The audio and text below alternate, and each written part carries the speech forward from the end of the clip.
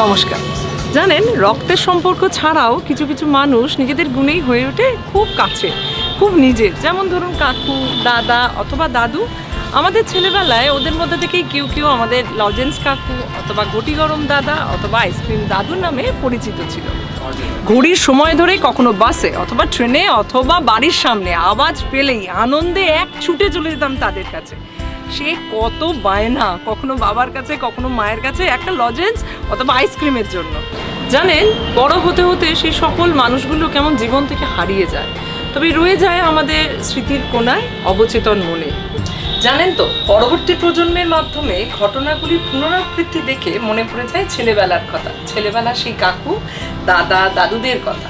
জীবন থেকে হয়তো তারা হারিয়ে গেছেন, কিন্তু রয়ে গেছে অমলিন হয়ে স্মৃতির কোণায়। আজ তাহাদের খোঁজেতে শুনে নেব তাদের মধ্যে থেকে একজনের গল্প, যারা ছোটবেলার স্মৃতিকে উস্কে দেয়, যা সত্যি সাধারণের মধ্যে অসাধারণ। চলুন আপনাদের সঙ্গে আলাপ করিয়ে দিই রেবতী হালদার, যিনি অনেকের কাছে লজেন্স দাদা। তো দাদা, আপনি কতদিন এই জীবিকার সঙ্গে যুক্ত? আমি প্রায় 20-22 বছর ধরে যুক্ত। আচ্ছা, সে তো অনেক বছর। তো কোন রুটে আপনি হকারি করেন? আমি চীনা পার্ক রোডে হকারি করি। আচ্ছা আচ্ছা, চীনা পার্ক রুট মানে কোন বাসগুলো জানো? এই 215, 46B, আচ্ছা আচ্ছা, 211, ওই সব বাসের আপনি হকারি করেন, মানে আপনি লজেন্স কাকু।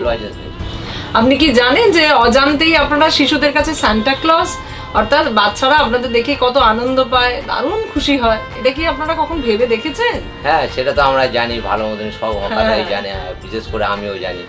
বাচ্চাদের যখন নিয়ে উঠি বাসের মধ্যে, তখনই লজেন্স চাই, বাদাম চাই মা বাবার কাছে, আনন্দ পাওয়ার জন্য। এইটুকুই আমরা আনন্দ দিতে পারি, এটাই অনেক ভালো। আচ্ছা, প্রত্যেকটা মানুষেরই তো আলাদা আলাদা সত্তা থাকে, এবং সেই সত্তাই একজন মানুষের সাথে আর একজন মানুষকে আলাদা করে।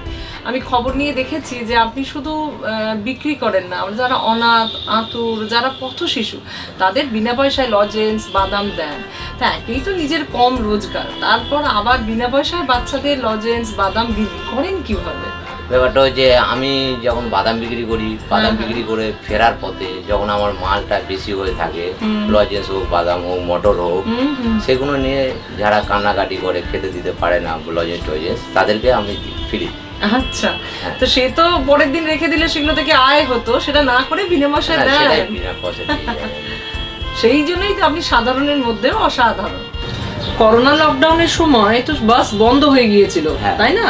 তো তারপরেও আপনার বউ আছে, দুটো সন্তান, এই দুইজন সন্তান লেখাপড়া করে, কিভাবে চলেছিল সেই সময়টা? হ্যাঁ দিদি, করোনার টাইমে কিছু পয়সা আমি এদিক ওদিক করে ম্যানেজ করেছিলাম, ম্যানেজ করে ভ্যানে করে সবজি নিয়ে পাড়ায় পাড়ায় ঘুরে ঘুরে বিক্রি করতাম। আচ্ছা আচ্ছা, তা কিছু কিছু সবজি আমার বেঁচে থাকতো আসার পথে, তা সেগুলো আমি দেখতাম অনেকের সবজি কিনতে পারতো না, তাদেরকে আমি ফ্রিতে দিই। বাহ, যে জীবিকা মানুষকে আনন্দ দেয়, শিশুদের আনন্দ দেয়, সেই স্মৃতির ফেরিওয়ালা লজেন্স দাদাকে জানাই অনেক অনেক ধন্যবাদ। আপনি সব সময় শিশুদের এই আনন্দের কারণ হয়ে থাকুন। লজেন্স বিক্রির পেশার পাশাপাশি রেবতী হালদার নিঃশব্দে আরও একটা কাজ করে চলেছে, সেটা হলো রাস্তার চলার সহজ পাঠ। ছোট ছোট বাচ্চারা যাতে তারা হুড়ো করে রাস্তা পারাপার না করে, সেদিকে তার সর্বদাই নজর থাকে। প্রথমে বাঁ দিকে, তারপর ডান দিকে, এবং পুনরায় বাঁ দিকে দেখেই তবে রাস্তা পার হতে হবে। ট্রাফিক আইনের এই কথাটা লজেন্স বিক্রির সাথে সাথে বাচ্চাদের সে শিখিয়ে দেয়। জেব্রা ক্রসিং ছাড়া রাস্তা পার হলে যে বিপদ করতে পারে, তাও বাচ্চাদের এবং তার মা বাবাদেরও সে বুঝিয়ে বলে। তার সতর্ক চোখের জন্য চিনার পার্ক রুটের অনেক দুর্ঘটনা এড়ানো সম্ভব হয়েছে।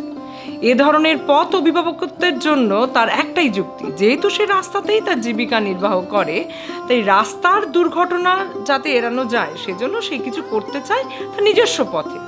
এভাবে স্ব ক্ষেত্রে আমরাও যদি সমাজের উপকারে কিছু করতে পারি, তবেই এই পর্বের গল্প শোনাটা আমাদের সার্থক হবে।